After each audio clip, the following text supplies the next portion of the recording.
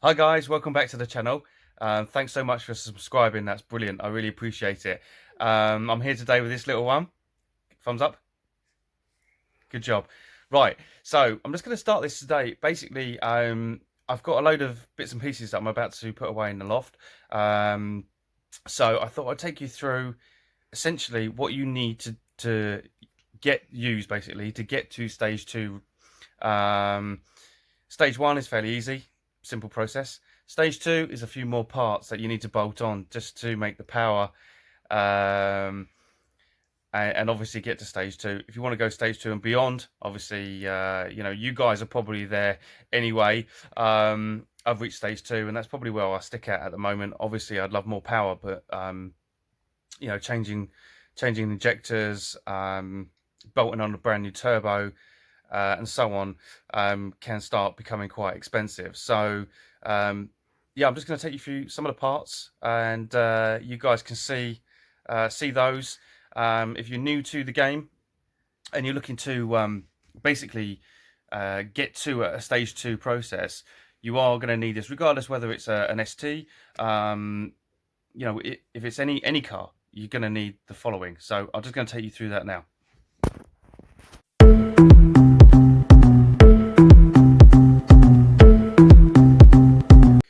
Yeah, so I don't have the original gearbox mount, which I was going to show you. It was in such a bad condition when I originally took it off. So that was one of the first steps that I took. Replaced that, and then we basically bolted on the map from Revo, straight to stage one.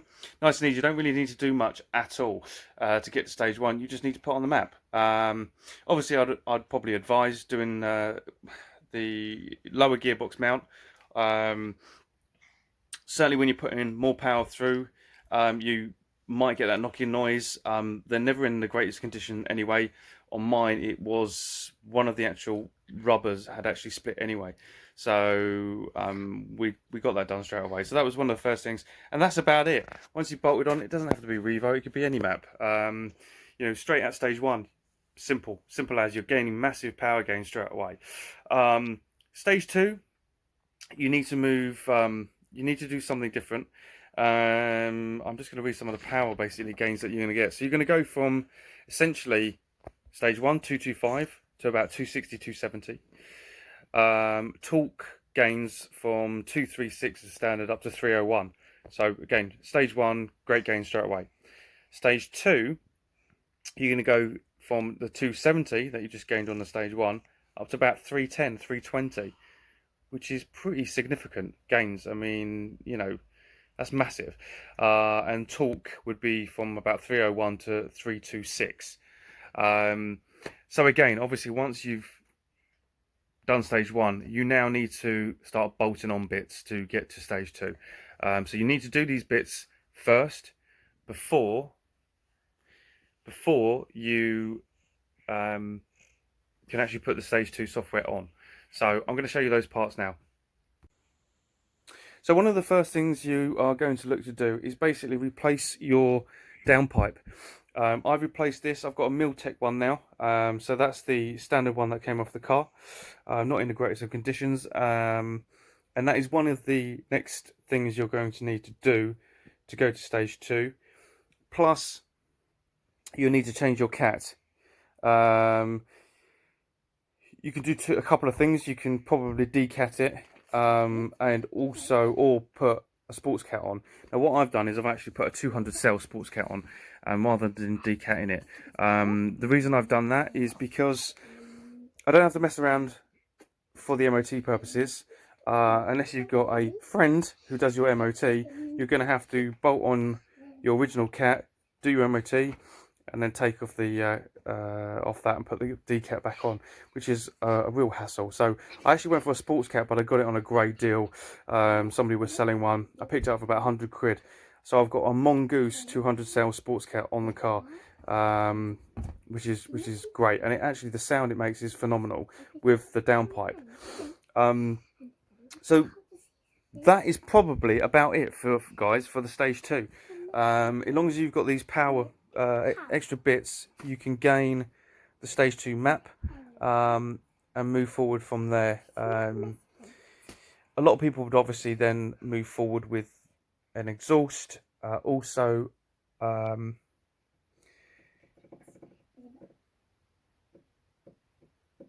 you also are going to need an intercooler. This is the original intercooler on the ST. It is tiny, absolutely minute. I went for a stage 2 intercooler from Airtech. It's a great looking thing. I wish I'd gone for the stage 3 now. For the additional money, that would have allowed me to bolt on the boost pipes,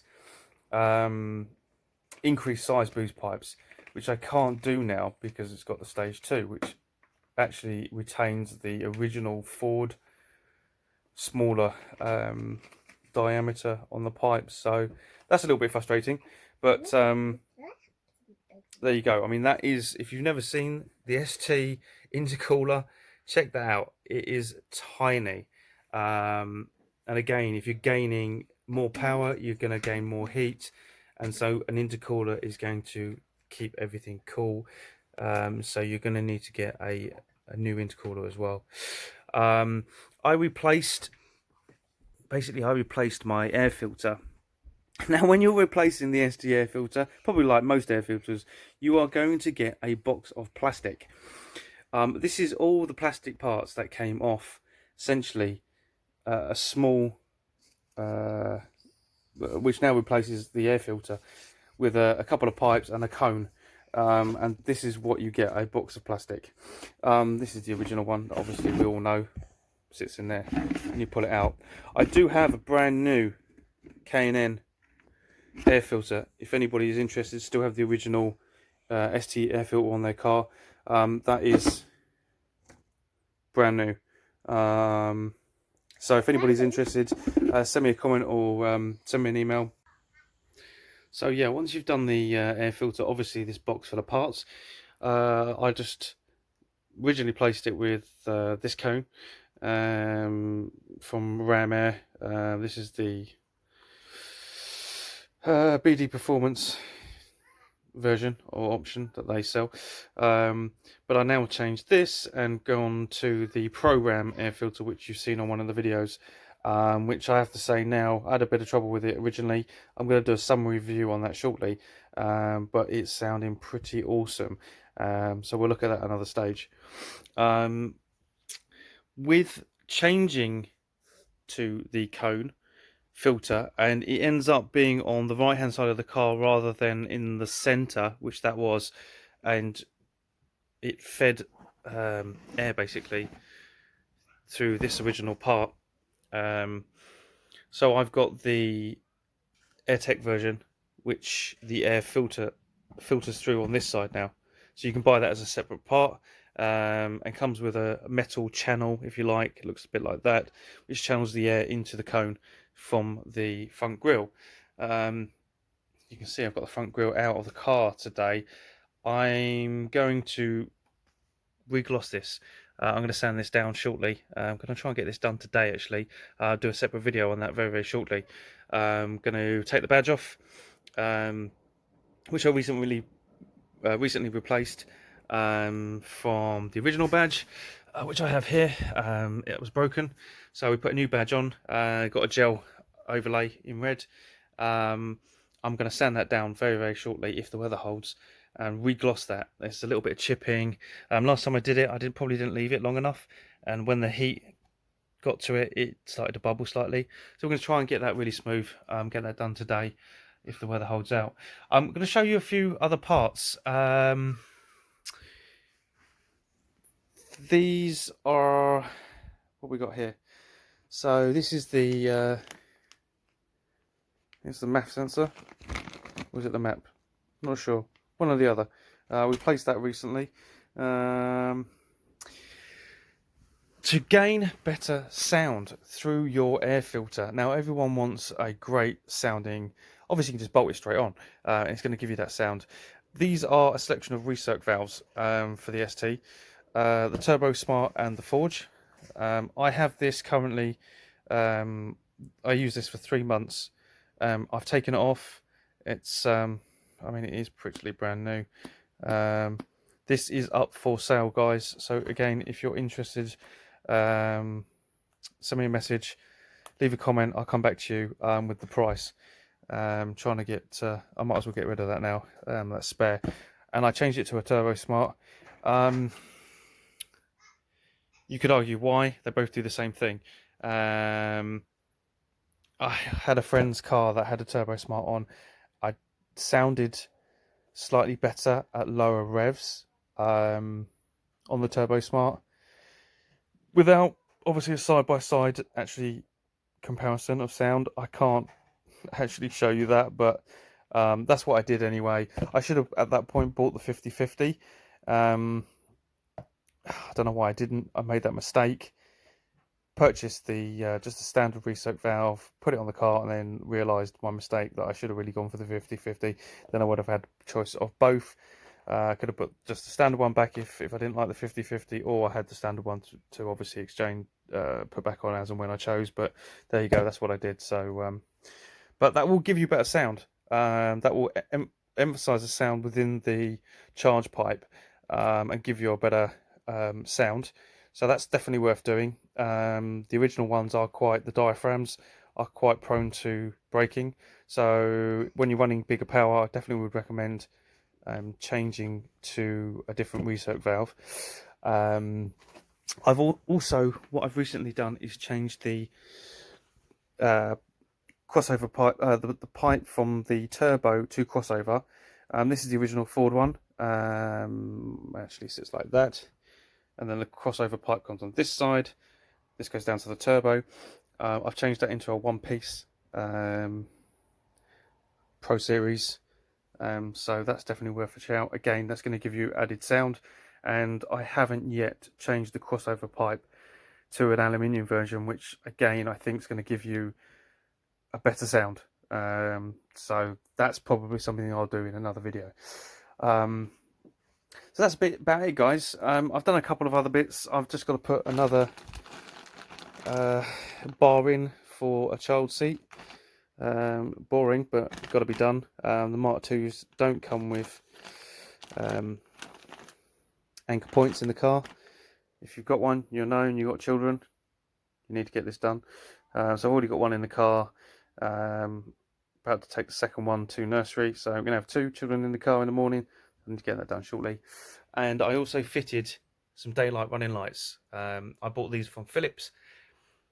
Great piece of kit. Definitely recommend this. There's some cheap, obviously, versions on eBay, and you can go to Halfords and buy some cheap ones. This comes with a full kit, a full wiring loom. So when you put it onto the battery, it all comes complete. You touch the wires on the side lights, it indicates that they go off. That's the wire you use. Hook it all up, and when you turn the car on, they come on. When you turn your side lights off, they go off. These particular ones do not dim, which is rather annoying, and some of the other versions of Philips do, but I believe they brought out a new law for MOTs, so they had to be switched off with your side lights, but they can be easily solved if you don't connect the wire. So I have considered doing that during the winter months. I quite like the look of it, but I might actually get the lights for the fog lights surrounds and do the circular ones there from a lighting company. So I might do that shortly. Replace the vents. You've seen that on my other video. They now hold my gauges, boost gauges in there. So that's just something I've taken out. But yeah, hi guys. Well, that's just the selection of bits and pieces. So yeah, I appreciate you guys watching. As I say, I'm going to go and try and get that done now. Get that re-sanded down, glossed, and back on the car before the weekend is out. So catch you up on the flip side. Cheers, guys.